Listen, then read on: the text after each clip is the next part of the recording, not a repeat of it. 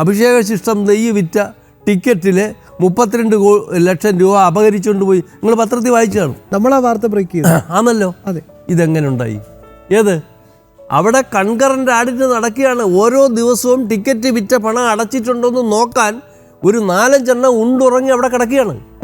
ശബരിമല അവിടെ മുറിയൊക്കെ എടുത്ത് വിശ്രമിക്കുകയാണ്. അവരെയല്ലേ 1ാം സ്ഥാനത്ത് പ്രതിയാക്കേണ്ടത്? ആക്കിയോ? ഇതാണ് അവിടെ നടക്കുന്ന ഏറ്റവും വലിയ കുഴപ്പം. 1.5 കോടിക്ക് ആരംഭിച്ച ഒരു സ്ഥലത്ത് ഒരു കല്യാണ മണ്ഡപം ഉണ്ടാക്കാൻ 1.5 കോടിക്ക് എസ്റ്റിമേറ്റ് എടുത്തു, അഡ്മിനിസ്ട്രേറ്റീവ് സാങ്ഷൻ കൊടുത്തു, അത് അവിടെ വർക്ക് സാങ്ഷൻ ചെയ്ത് എക്സിക്യൂഷൻ കൊടുത്തു. വർക്ക് തീർന്നപ്പോൾ 8 കോടി രൂപ നിയമരഹിതമായി മൊത്തം അപഹരിച്ചു. ഒരു നടപടിയില്ല, ആഡിറ്റില്ല. ഇനി ദേവസ്വം ബോർഡ് ഒരു ഇൻറ്റേർണൽ ആഡിറ്റ് ഡിപ്പാർട്ട്മെൻ്റ് ഉണ്ട്, ഒരു 10-40 എണ്ണം. അതിനൊരു ഫൈനാൻഷ്യൽ ഇൻസ്പെക്ഷൻ വിഭാഗമുണ്ട്, ഒരു 1.5 ലക്ഷം രൂപ ശമ്പളം മേടിക്കുന്നുണ്ട്.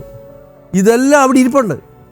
ശബരിമല ഇപ്പം 550 കോടി രൂപ വരുമാനം, മാസപൂജയ്ക്ക് കൂടെ നോക്കുമ്പോൾ കൂടും, 750-800 കോടി രൂപയാവും. ഈ 800 കോടി രൂപ വരുന്ന ഇൻസ്റ്റിറ്റ്യൂഷനിൽ ഇൻറ്റേർണൽ ആഡിറ്റ് വിഭാഗം ആഡിറ്റ് നടത്തിയിട്ട് 15 കൊല്ലമായി.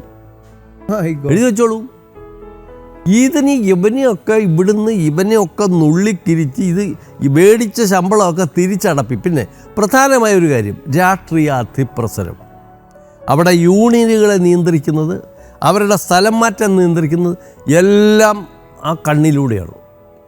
ഒരു പ്രത്യേക യൂണിയൻകാർക്ക് അമ്പലങ്ങളിലെ ഏവ പോസ്റ്റ് കിട്ടും, അല്ലാത്തവർക്ക് കിട്ടില്ല. അതിന് 1 ലക്ഷം രൂപ മുതൽ 10 ലക്ഷം രൂപ മേപ്പോട്ട് പകുതി മേടിക്കും. ഇതിൻ്റെയൊക്കെ പങ്ക് ഇവരൂടെ പറ്റുന്നില്ലെങ്കിൽ ഇത് നടക്കും. ഒരു ദേവാലയ സ്ഥാപനമാണ്. അതിലെ കോൺഗ്രസ് ആയാലും കമ്മ്യൂണിസ്റ്റ് ആയാലും അതിലെ പാർട്ടി തത്വശാസ്ത്രം കുത്തിച്ചെലുത്താൻ ശ്രമിക്കരുത്, ഫ്രാക്ഷൻ ഉണ്ടാക്കാൻ ശ്രമിക്കരുത്. ശ്രമിച്ചാൽ ഈ ദേവാലയ സ്ഥാപനം ഭക്തജനങ്ങൾ കാണിക്കുന്ന കൊടും ക്രൂരതയാണ്. അതാണ് അവിടെ നടക്കുന്നത്.